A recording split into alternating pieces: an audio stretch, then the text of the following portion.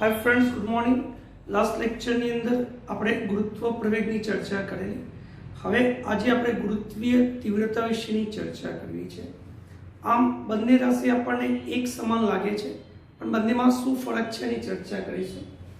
સમજો દીકરી કે ધારો કે આ એક m દળનો પદાર્થ છે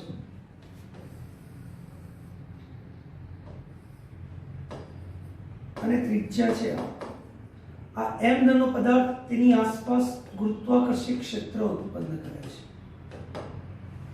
ઓકે, આ જે m દળનો પદાર્થ છે એને આપણે સ્ત્રોત તરીકે લઈશું કે જે એની આસપાસ શું ઉત્પન્ન કરે છે?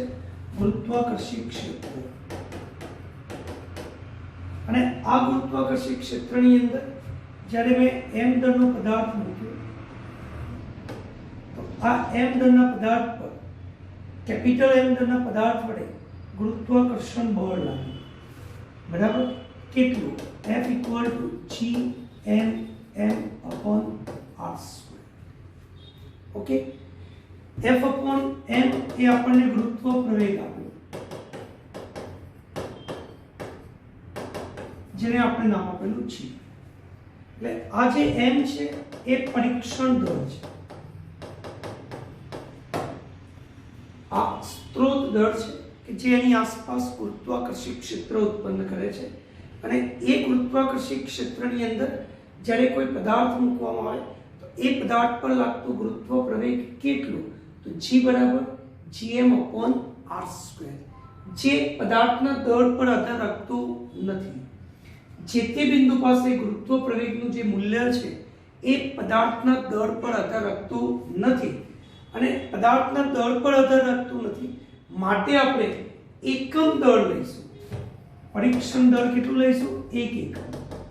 અને આ એકમ દળ પર લાગતું બળ એટલે આપણને શું મળશે?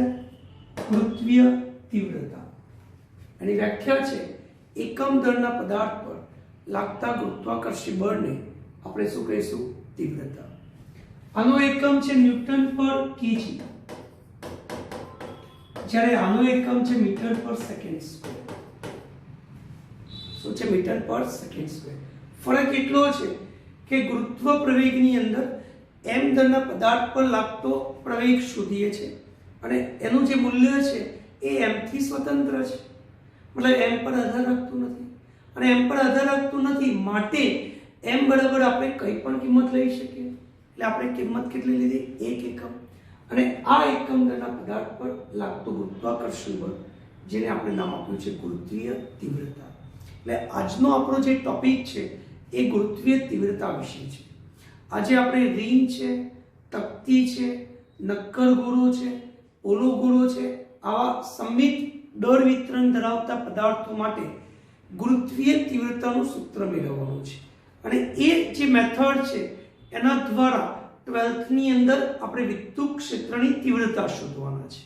ત્યાં વીજભાર હશે, અહીંયા આપણી પાસે શું છે? પદાર્થનું દળ છે। ઓકે, તો અહીંયા ગુરુત્વીય તીવ્રતાની થોડી ચર્ચા કરેલી કે આપેલ પદાર્થ વડે આપેલ બિંદુએ એકમ દળના પદાર્થ પર લાગતા ગુરુત્વાકર્ષી બળને ગુરુત્વાકર્ષી ક્ષેત્રની તીવ્રતા કહે છે। એટલે જ્યારે આપણે તીવ્રતાની વાત કરીશું ત્યારે દળ 1 એકમ તરીકે લઈએ છીએ। જ્યારે આપણે તીવ્રતાની વાત કરીએ ત્યારે દળને 1 એકમ તરીકે લઈએ છીએ। જ્યારે ગુરુત્વ પ્રવેગની વાત કરીએ ત્યારે m દળના પદાર્થને આપણે ધ્યાનમાં લઈએ છીએ। ઓકે, I બરાબર F upon m, જ્યાં m એ આપણું પરીક્ષણ દળ છે, કેપિટલ M એ સ્ત્રોત દળ છે, જ્યારે સ્મોલ m એ આપણું શું છે? પરીક્ષણ દળ છે। અહીંયા પણ I નું જે મૂલ્ય છે એ gm upon r square, gm upon r square. પણ એ તીવ્રતા ક્યાં હશે? સ્થાન સદિશની વિરુદ્ધ દિશામાં। ક્યાં હશે? સ્થાન સદિશની વિરુદ્ધ દિશામાં। દાખલા તરીકે આ કોણ પર ગુરુત્વાકર્ષણ બળ આ તરફ લાગે છે, પણ એનો સ્થાન સદિશ ક્યાં છે? બહાર તરફ છે। એટલે બંનેની દિશા પરસ્પર કેવી થશે? વિરુદ્ધ દિશા। એટલે મેં અહીંયા લખ્યું છે I બરાબર gm upon r square minus I caret. Okay, ચલો, તે કેવી રાશિ છે? સદિશ રાશિ છે અને ગુરુત્વીય તીવ્રતાની જે દિશા છે એ ક્યાં હશે? ગુરુત્વ કેન્દ્ર તરફ હશે. ક્યાં હશે? ગુરુત્વ કેન્દ્ર તરફ. એનો એકમ ન્યૂટન પર કેજી અને પારિમાણિક સૂત્ર m0 l1 t-2 જે પ્રવેગનું છે તે જ.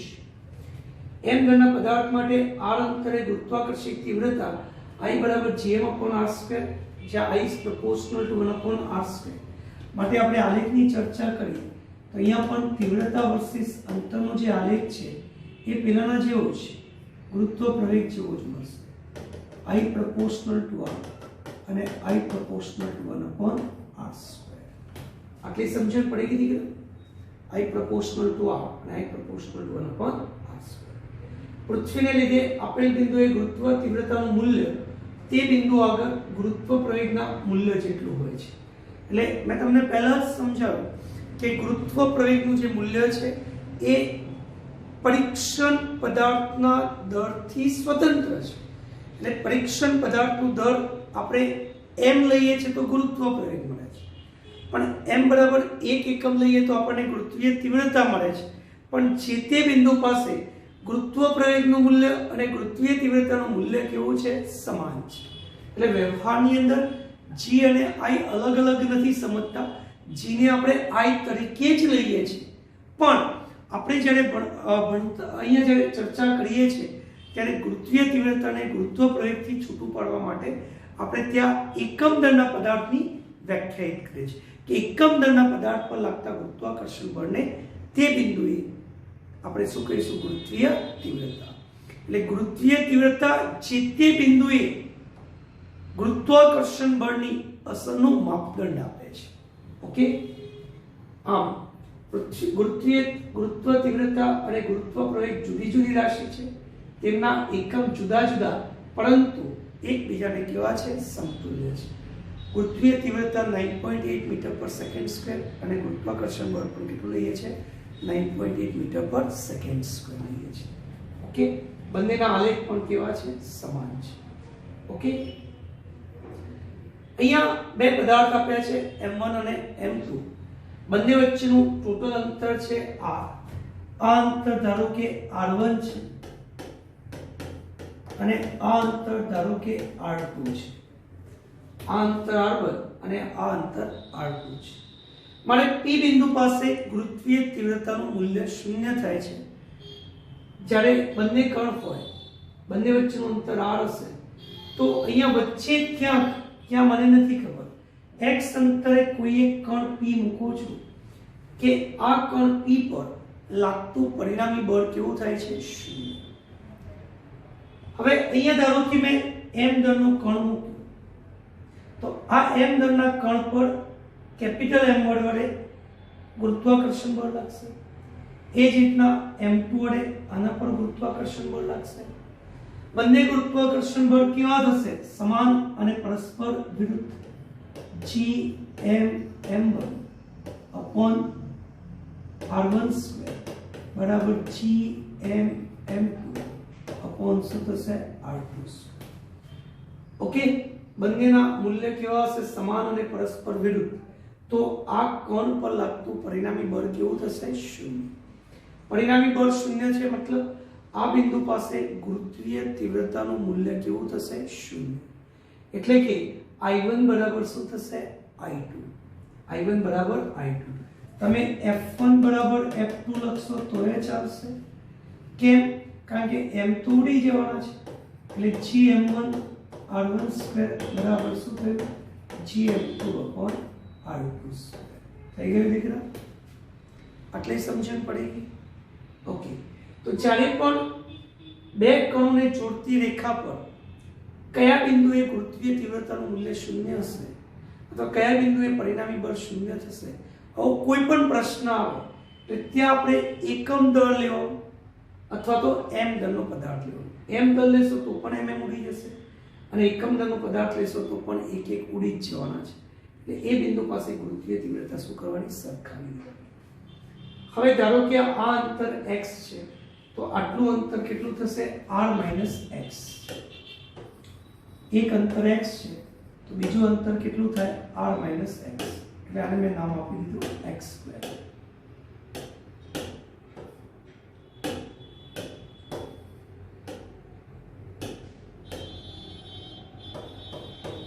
અહીંયા લખીશ r - x². થઈ ગયું? ચલો જીજી કેન્સલ કરો દીકરા, એટલે r - x/x whole square equal to મને શું મળ્યું m2/m1. ચોકડી ગુણાકાર કર્યો અને આ સાઈડ આવે m1 ને નીચે લઈ ગયા. અહીંયાથી દીકરા વર્ગ કાઢી નાખીએ તો વર્ગમૂળ થઈ ગયા, એટલે r - x/x બરાબર √m2/m1. અને હું છૂટા પાડી દઉં તો r/x - 1 ઇક્વલ ટુ √m2/m1. -1 ને પેલી સાઈડ લઈ જાઓ, r/x બરાબર શું થશે √m2 પ્લસ √m1/√m1. અને આને ઉલટાવી દો તો x બરાબર મને શું મળી ગયું √m1/m1 plus m2 into r. આ સૂત્ર આવી. એ જ રીતના r - x કરશો તો આમ હશે. ટૂંકમાં તમારે દીકરા શું યાદ રાખવાનું છે કે m1 અને m2 દળના બે કણ હોય તો બંનેને જોડતી રેખા પર કયા બિંદુએ તીવ્રતા શૂન્ય થાય તો m1 થી કેટલા અંતરે, તો જેનું દળ હોય એને અંશમાં લખો. અહીંથી શોધું છું તો √m1/√m1 plus m2 into r. જો અહીંથી શોધતો હોય આ અંતર કેટલું તો અંશમાં આનો દળ લેવાનો, એટલે √m2/√m1 plus m2 into r. સમજણ પડી ગઈ? આટલી સમજણ પડી ગઈ દીકરા? તો અહીંયા હું અલગથી અહીંયા દર્શાવું છું કે આ m1 દળનો કોણ છે,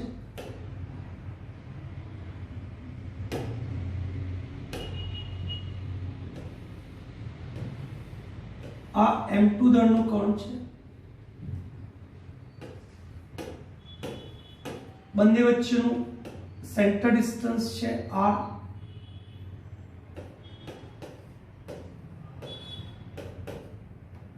આ કોઈક બિંદુ P જે r1 અંતરે છે અને અહીંયાથી r2 અંતરે છે. તો P બિંદુ પાસે ગુરુત્વીય તીવ્રતા 0 થાય. P ને આપણે તટસ્થ બિંદુ કહીશું. તો તટસ્થ બિંદુ આપણને કયું મળશે તો r1 બરાબર √m1/√m1 plus √m2 into r. અહીંથી કેટલા અંતરે તટસ્થ બિંદુ મળે તો અંશમાં આનું દળ લઈ લે. એ જ રીતે અહીંથી અંતર શોધવું છે r2 બરાબર √m2/m1 plus m2 into r. અહીંથી શોધવું હોય તો અંશમાં આ કરનું દળ લેવાનું. ઓકે, તો આ આપણે દીકરા ધ્યાન રાખીશું. આટલે સમજણ પડી ગઈ? Is this clear? હવે જે હું ચલાવવા જઈ રહ્યો છું એ નોટ્સ તમે જાતે લખી દેજો, બરાબર? શક્ય ત્યાં સુધી પીડીએફ ફાઇલ મોકલી જ આપીશ, છતાં પણ જાતે લખજો અને સમજીને લખજો. અહીંયા મારો પ્રશ્ન શું છે કે જુદા જુદા પદાર્થો માટે મારે ગુરુત્વીય તીવ્રતા શોધવી છે. ગુરુત્વીય તીવ્રતા એટલે એકમ દળના પદાર્થ પર લાગતો ગુરુત્વાકર્ષણ બળ.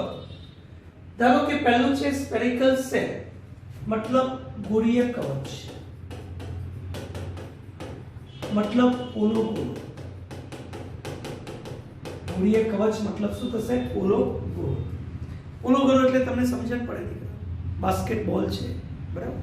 તો આ પોલો ગોળાની સપાટી પર દળ વિતરણ થયેલું છે અને આ દળ વિતરણને કારણે અંદરના ભાગમાં, બહારના ભાગમાં અને સપાટી પર મારે ગુરુત્વીય તીવ્રતાનું મૂલ્ય શોધવું છે. શું શોધવું છે? ગુરુત્વીય તીવ્રતાનું મૂલ્ય.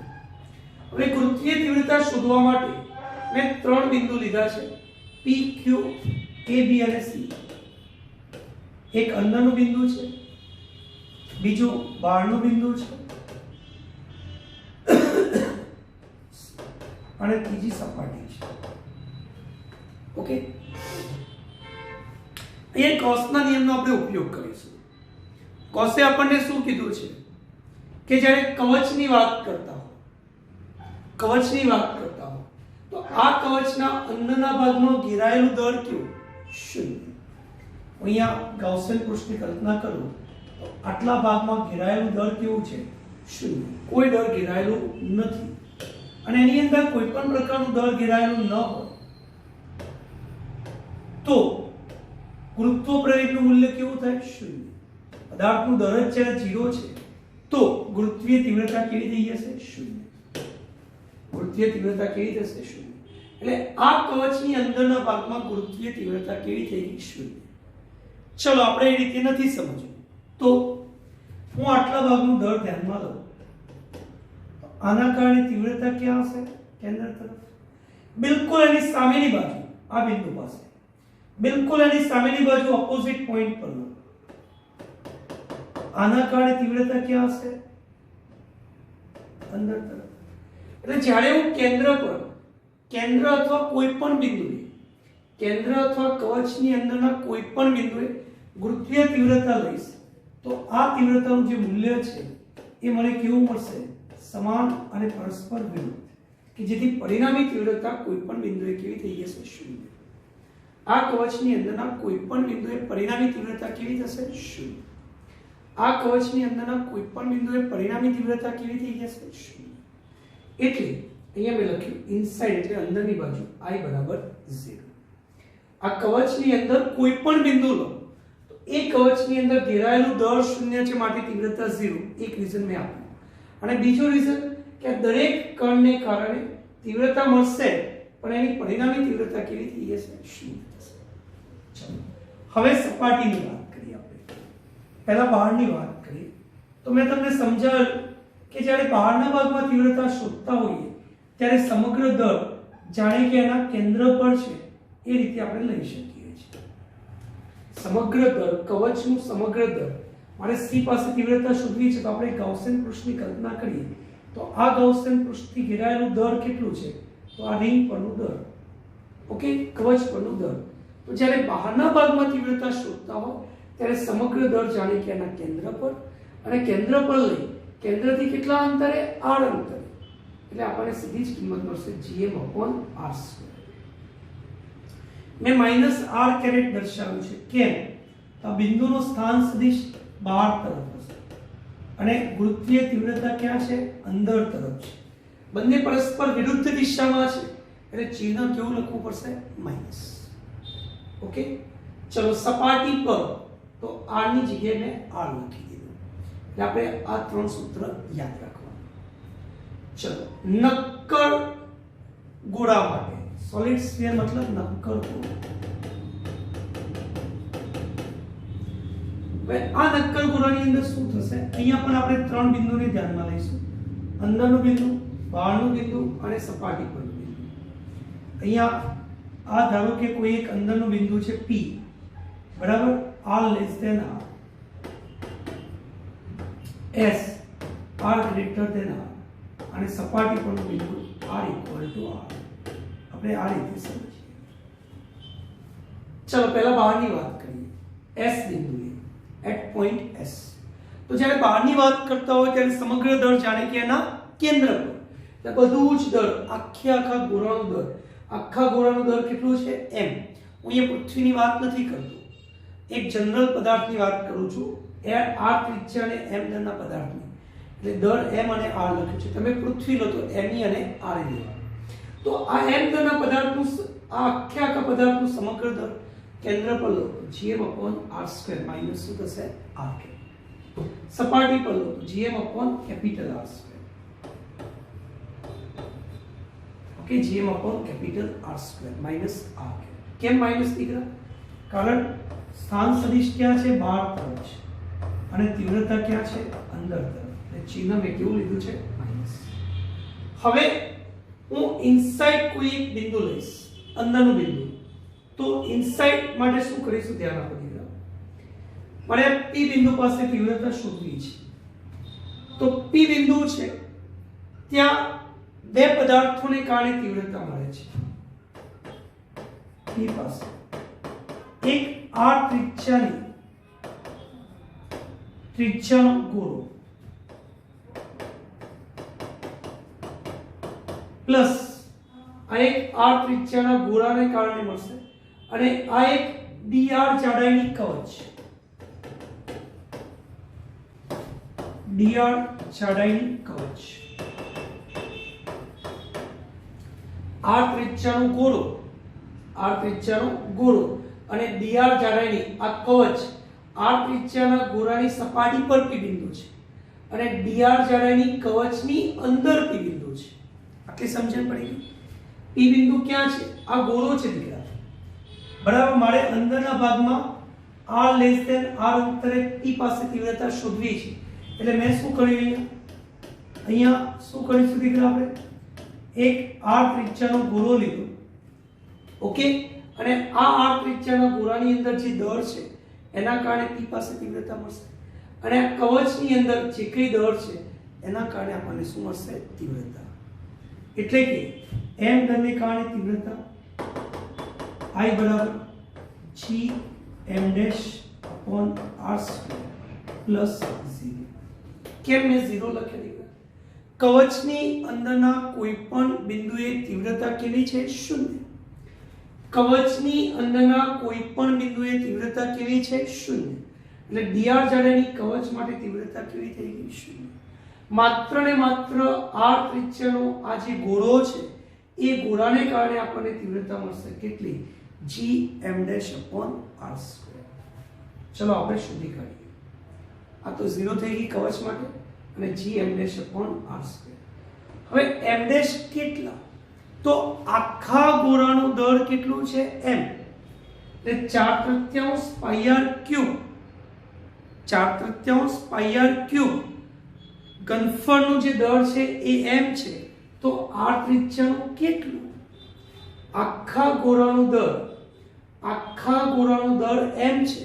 તો આટલા ગોળાનું દળ કેટલું? એટલે આપણે અહીંયા સૂત્ર વાપર્યું કે 4/3 પાઈ r ક્યુબ લઈએ તો m, તો 4/3 પાઈ સ્મોલ r ક્યુબ માટે કેટલું? એટલે આપણને m ડેશ ની કિંમત મળી ગઈ, r cube upon r cube into m. આ કિંમત m ડેશ ની જગ્યાએ મૂકી દીધી એટલે મને સૂત્ર મળ્યું i બરાબર gm upon r cube into r. સદિશ સ્વરૂપે લખ્યું છે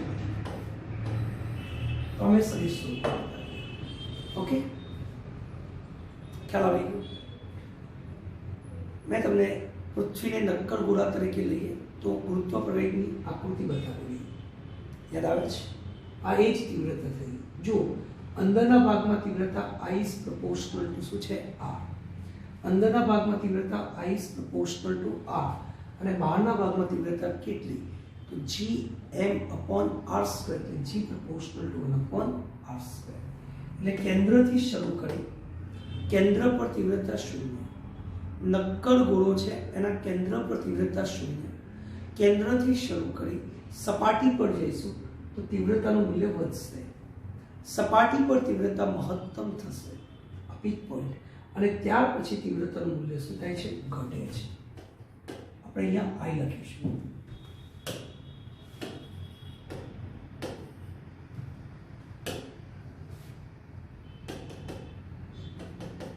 ઓકે, તો આ આપણે કોની વાત કરી દીકરા? નક્કર ગોળા માટે. કોની વાત કરી? નક્કર ગોળા માટે તીવ્રતા કેટલી? તો gm upon r cube into r minus r cube. Minus નો મતલબ સમજણ પડી ગઈ? તીવ્રતા ક્યાં લાગે છે? કેન્દ્ર તરફ. સ્થાન સદિશ ક્યાં છે? બહાર તરફ. ચલો હવે ખાસ સૌથી અગત્યની વાત છે રિંગ. આ એક રિંગ છે અને આ રિંગના પરિઘ પર દળ પથરાયેલું છે.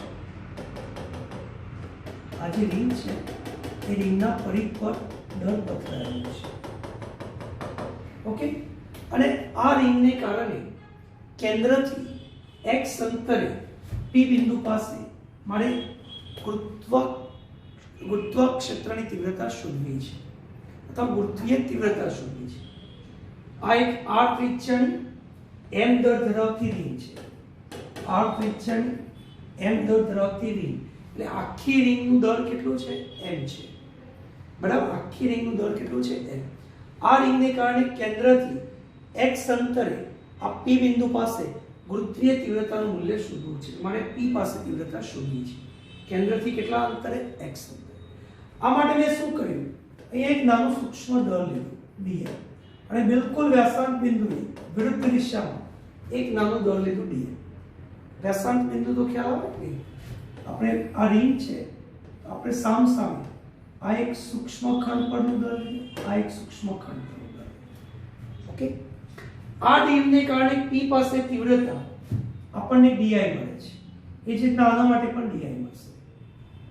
તીવ્રતા ક્યાં હોય? કેન્દ્ર તરફ.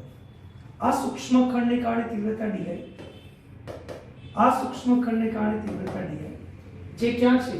કેન્દ્ર તરફ, એટલે કે પદાર્થ તરફ છે.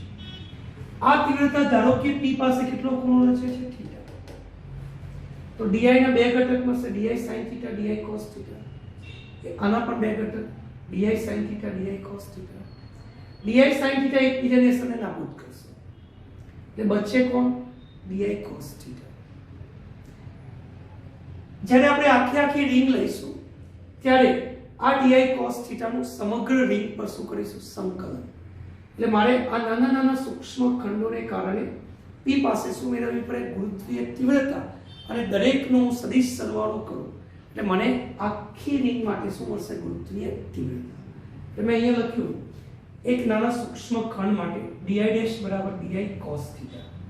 આ એક નાના સૂક્ષ્મ ખંડ માટે તીવ્રતા dm ખંડ માટે di' બરાબર di cos થીટા. di' કેટલો? તો આના કારણે dm ને કારણે r અંતરે P પાસે તીવ્રતા કેટલી? તો g dm r², g dm r² into cos theta. આ cos થીટા. પણ cos થીટા એટલે શું? પાસેની બાજુ ભાગ્યા કર્ણ, પાસેની બાજુ ભાગ્યા કર્ણ, x upon r. એટલે gx upon r² into d. મારે આખી રિંગ પર સંકલન લેવું છે, તો આખી રિંગ માટે I બરાબર gx upon r³ બહાર નીકળી dm નું આપણે શું કરીશું? સંકલન. dm નું સંકલન થાય m, આખી રિંગ નું કુલ દળ, એટલે મેં m લખી દીધું. gm upon x² r²/3/2 into x. આ રિંગ માટે આપણને ચુંબકીય ક્ષેત્ર ગુરુત્વીય તીવ્રતાનું મૂલ્ય મળી ગયું. આટલી સમજણ પડી ગઈ. આ કોના માટે મળ્યું? રિંગ માટે. રિંગના કેન્દ્ર પર x બરાબર 0 લેતા આ સૂત્રમાં x ની જગ્યાએ 0 લઈ લો. કેમ 0 લીધા? આ રિંગનું કેન્દ્ર છે. આ P થી મારે O બિંદુ પર આવવું હોય તો આ અંતર 0 થઈ જાય. આ અંતર કેટલું છે? x. એટલે x બરાબર 0 લઈ લીધા. તો રિંગના કેન્દ્ર પર તીવ્રતા કેવી થઈ ગઈ? 0. રિંગના કેન્દ્ર પર તીવ્રતા કેટલી? તો 0. આટલી સમજણ પડી ગઈ. ઓકે, મેથડ કદાચ યાદ ન રહે તો ચાલશે. સૂત્ર યાદ રાખવાનું છે. gm upon x² + r²/3/2 into x. Disk એટલે તમને સમજણ પડે. 5 રૂપિયાનો સિક્કો લઈ લો, અથવા તો તમે લોખંડની એક પ્લેટ લઈ લો, ગોળાકાર પ્લેટ. તો એ ગોળાકાર લોખંડની જાડી પ્લેટને આપણે શું કહીશું? ડિસ્ક કહીશું. અહીંયા મેં એક ડિસ્ક બતાવી છે, ધ્યાનથી જુઓ. કેપિટલ R ત્રિજ્યા અને m દળની એક તકતી છે. ડિસ્ક મતલબ તકતી. ડિસ્ક મતલબ શું થશે? તકતી. અને આ તકતીના કેન્દ્રથી x અંતરે P બિંદુ પાસે મારે ગુરુત્વીય તીવ્રતા શોધવી છે. આ જે તકતી છે એ તકતીને કારણે કેન્દ્રથી x અંતરે P પાસે તીવ્રતા શોધવી છે. એ તીવ્રતા કેવી રીતે શોધીશું? બરાબર. તો અહીંયા ધ્યાન આપો. સૌથી પહેલા અહીંયા આ જે તકતી છે એને હું થોડુંક અલગ રીતે સમજાવું. ઓકે, આ એક તકતી છે. સમજો, તકતી તો ગોળાકાર છે.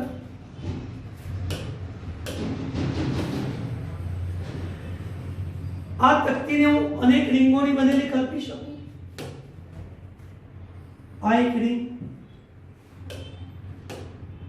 આ બીજી એક રિંગ, આ એક ત્રીજી રિંગ, આ એક ચોથી રિંગ, સમજણ પડે છે?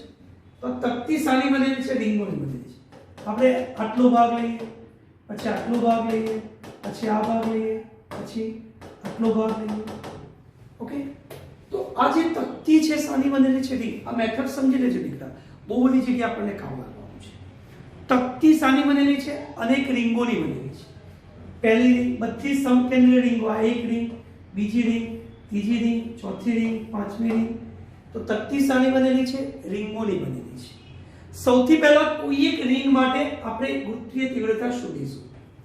કેન્દ્રથી r અંતરે આ dr જાડાઈની આ એક મેં રિંગ લીધી અને આ રિંગ માટે મેં ગુરુત્વીય તીવ્રતા શોધી લઈશ. કેન્દ્રથી r અંતરે dr જાડાઈની આ એક મેં રિંગ લીધી. પહેલા હું આ રિંગ માટે તીવ્રતા શોધીશું. તો આગળના ટોપિકની અંદર રિંગ માટેની સૂત્ર આપણે ભણી ગયા, બરાબર? રિંગને કારણે તીવ્રતા di બરાબર શું સૂત્ર હતું? gm ડેશ, ત્યાં m હતું, મેં m ડેશ લખ્યું, upon x² + r² / 3/2 into x. x અંતરે r ત્રિજ્યાની રિંગ ને કારણે તીવ્રતા કેટલી? gm dash upon x² + r² / 3/2 into x. આ ખાલી એક રિંગ માટે. આપણે આવી ઘણી બધી રિંગોને કારણે તીવ્રતા શોધીને એનું શું કરીશું? સરવાળો કરીશું. તો આ એક રિંગ માટે તીવ્રતા મેં લખી દીધી. હવે m ડેશ કેટલા? m ડેશ શું છે? તો આ રિંગનું દળ છે. m ડેશ એ રિંગનું દળ છે. તમારી પાસે શું છે દીકરા? તકતીનું દળ છે. તમારી પાસે શું છે? તકતીનું દળ છે. તકતીના આડછેદનું ક્ષેત્રફળ કેટલું? πr². આજે r ત્રિજ્યાની તકતી છે, દેખાશે તો ગોળ છે, બરાબર? એટલે આપણે અહીંયા કહી શકીએ કે ભાઈ આ r ત્રિજ્યાની જે તકતી છે એનું ક્ષેત્રફળ πr² અને એનું દળ કેટલું છે? m. તો રિંગનું ક્ષેત્રફળ કેટલું? આ રિંગનું ક્ષેત્રફળ કેટલું? કેન્દ્રથી r અંતરે dr જાડાઈની આ રિંગ લીધી, તો રિંગનું ક્ષેત્રફળ કેટલું? તો રિંગ છે આ રીતે, અને આમ ખોલી નાખીએ દીકરા તો સ્ટ્રેટ લાઈન થઈ ગઈ. આ સ્ટ્રેટ લાઈનની લંબાઈ કેટલી? એના પરિઘ જેટલી, 2πr. આ સ્ટ્રેટ લાઈનની લંબાઈ કેટલી? પરિઘ જેટલી, મતલબ 2πr. અને એની જાડાઈ કેટલી છે? dr. જાડાઈ કેટલી છે? dr. એટલે 2πr * dr એ આ રિંગનું શું થઈ ગયું? ક્ષેત્રફળ. સમજજો દીકરા, રિંગનું ક્ષેત્રફળ કેટલું? તો લંબાઈ ગુણ્યા પહોળાઈ. આ રિંગને હું ખોલી નાખું એટલે શું થશે? લંબાઈ ગુણ્યા પહોળાઈ.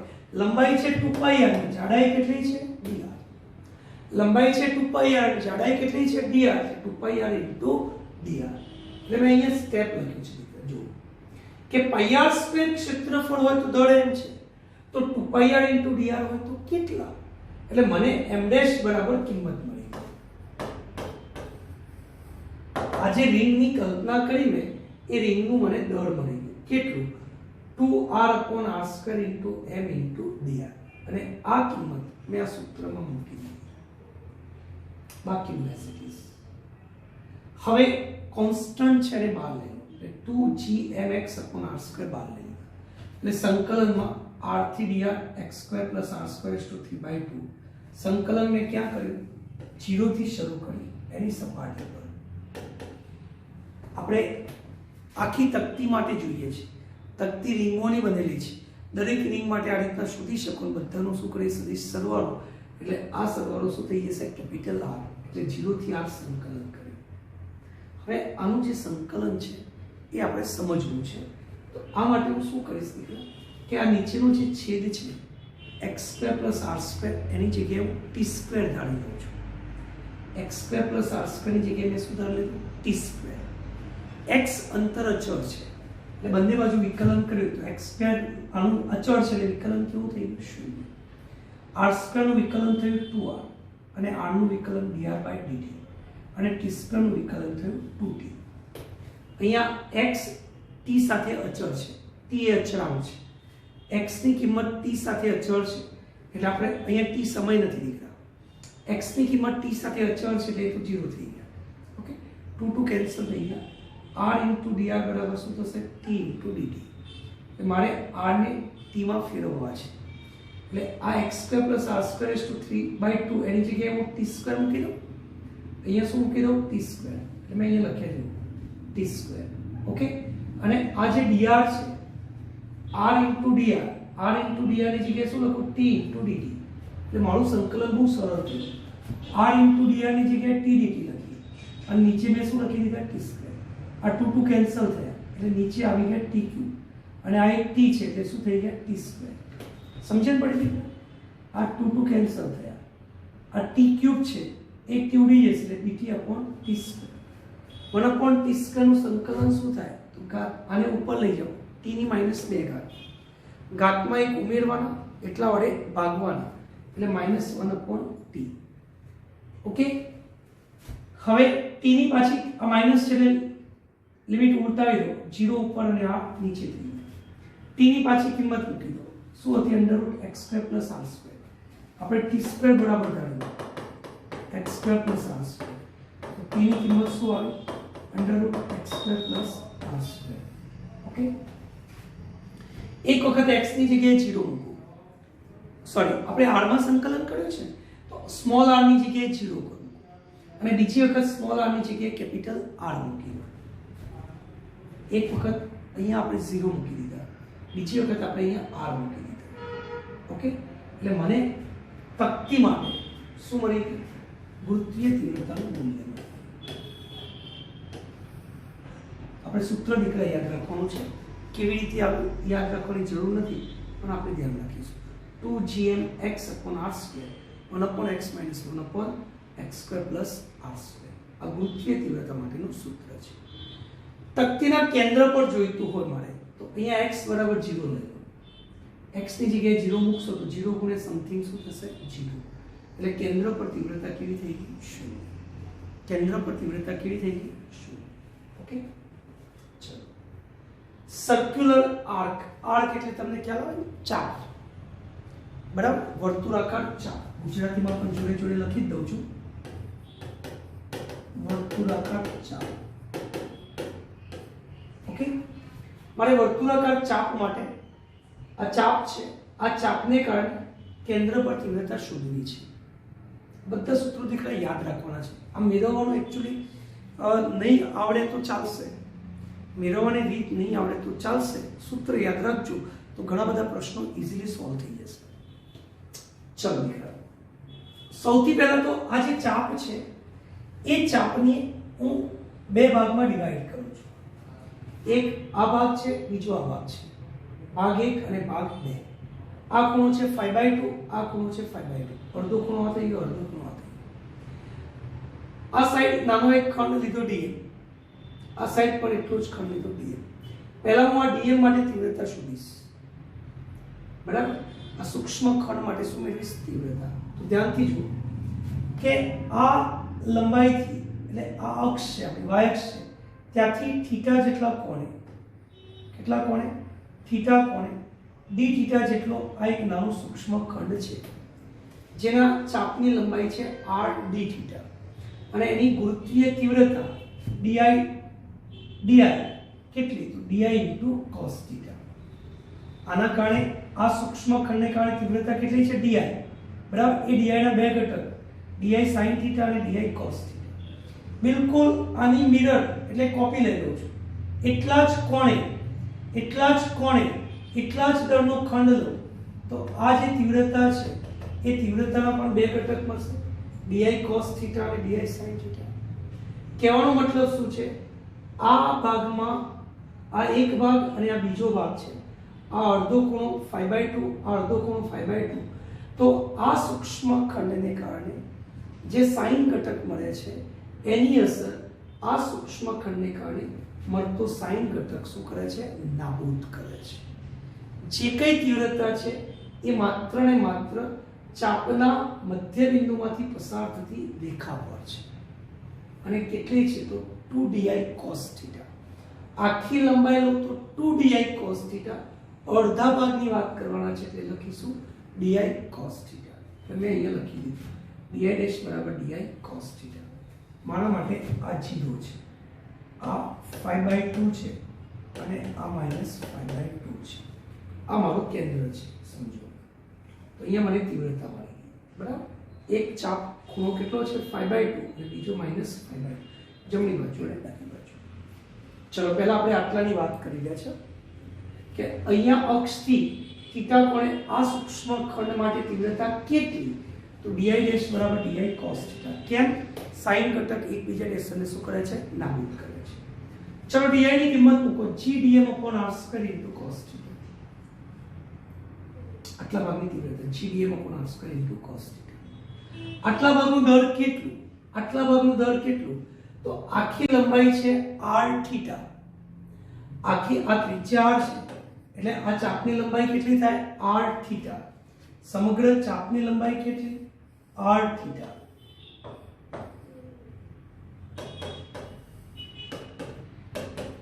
r θ નું દર કેટલું છે? m. એમાંનો મેં એક નાનો સૂક્ષ્મ ખંડ લીધું,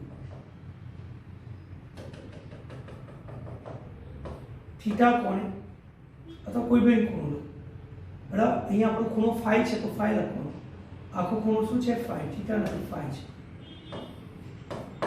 ઓકે, ખોટું કન્ફ્યુઝન નહીં ક્રિએટ કરો. ચલો આખો ખૂણો કેટલો લઈએ છીએ આપણે? phi. એટલે બે ભાગ પાડી દીધા, 5/2 અને -1/2. તો આખો ખૂણો છે phi, એટલે આ લંબાઈ કેટલી થશે? r × phi. ખૂણો બરાબર ચાપ ભાગ્યા ત્રિજ્યા. r phi લંબાઈ છે તો દર કેટલું છે? m. તો મારો જે ખંડ છે તો કંઈક નાનો છે, આટલો જ ખંડ છે dm. એની લંબાઈ કેટલી? r × dθ. લંબાઈ કેટલી છે? r × dθ. તો r dθ હોય તો દર કેટલો? એટલે અહીંયા મેં દર શોધ્યું. r phi હોય તો n, તો r dθ હોય તો કેટલા? એટલે dm બરાબર m dθ/phi. આ dm ની કિંમત આ સૂત્રમાં મૂકી દીધી એટલે મને એક નાના સૂક્ષ્મ ખંડ માટે તીવ્રતા મળી. આ સૂક્ષ્મ ખંડ માટે શું મળી? તીવ્રતા. એ તીવ્રતાનું એક છેડેથી બીજા છેડે સંકલન કર્યું, કારણ કે આ જે ખૂણો થીટા છે ક્યાંથી ક્યાં છે? 5/2 થી -5/2. cos નું સંકલન થાય sin, sin નું માઈનસ cos, અને cos નું સંકલન શું થાય? sin. વિકલન માઈનસ થાય અને cos નું સંકલન પ્લસ sin. ઓકે, આપણે લિમિટ મૂકી, એક વખત 5/2 પછી માઈનસ. sin અયુગ્મ વિધેય છે, મેં ભણાવેલું એટલે ઋણ ચિહ્ન બહાર આવશે એટલે માઈનસ માઈનસ શું થશે? પ્લસ. એટલે મેં અહીંયા સીધું જ લખ્યું 2 sin 5/2, બાકીનું કેસેટી ચલા કરશે. એટલે મને એક સૂત્ર મળી ગયું, i બરાબર 2gm/phi r² sin 5/2. ઓકે, આ સૂત્ર નીકળે, યાદ રાખવાનું છે ખાસ. બુકમાં આમાંથી કશું જ તમારે છે નહીં, પણ આ બધું જ પૂછે છે પર્ટિક્યુલર નીટ અને જેડબલઈ માટે. ઓકે, એટલે નીટ અને જેડબલઈની તૈયારી જે બાળકો કરે છે ને યાદ રાખવું જરૂરી છે. હવે હું અડધી રિંગ લઉં છું, અર્ધ વર્તુળાકાર હાફ રિંગ લઉં છું, બરાબર. અડધી રિંગ માટે તો અડધી રિંગ આખો કેટલો ખૂણો રચે છે? phi. ખૂણો કેટલો ખૂણો રચે છે? પાઈ. તો phi ની જગ્યાએ હું પાઈ મૂકી દીધા, અહીંયા પાઈ મૂક્યા, અહીંયા પાઈ મૂક્યા, એટલે મને ગુરુત્વીય તીવ્રતા મળી. ક્યાં છે? દર અહીંયા છે બહાર તરફ. ક્યાં છે? બહાર તરફ. તો ક્યાં મળશે? g ની દિશા.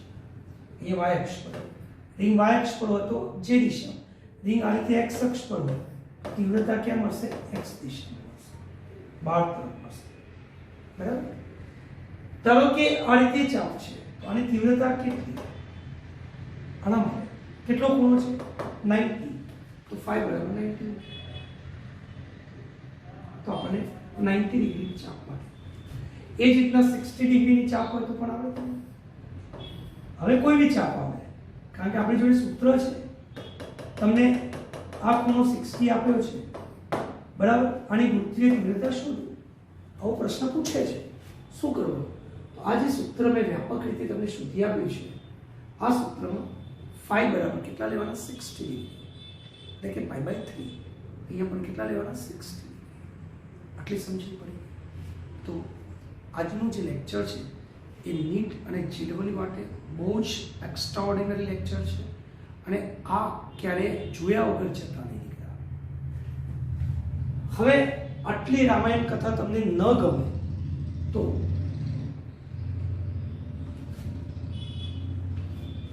અહીંયા મેં કોલમ તમને આપી દીધું છે.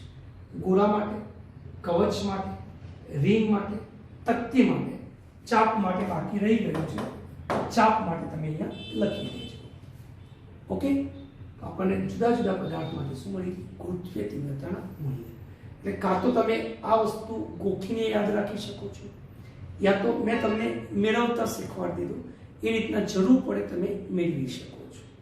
અને જુદા જુદા પદાર્થો માટે ગુરુત્વીય તીવ્રતાનું મૂલ્ય શોધી શકાય છે. ઓકે દીકરા, તો આઈ હોપ કે લેક્ચર ન સમજણ પડે તો 2 વાર 3 વાર જોજો વિડીયોને, બરાબર. આ જે નોટ્સ છે એને સમજવા પ્રયત્ન કરજો. ના સમજણ પડે તો ક્લાસીસ પર અથવા ઘરે આવી પર્સનલી શીખી લેજો. ખ્યાલ આવે છે? પણ આ તૈયાર કરવું પડશે દીકરા. Okay, wish you all the best.